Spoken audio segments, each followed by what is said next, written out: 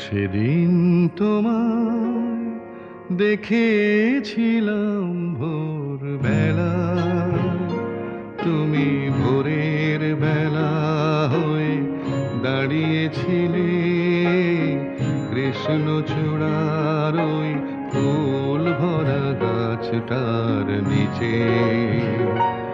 আমি কৃষ্ণচূড়ার সেই স্বপ্নকে আহা দু চোখ ভরে দেখে নিলাম।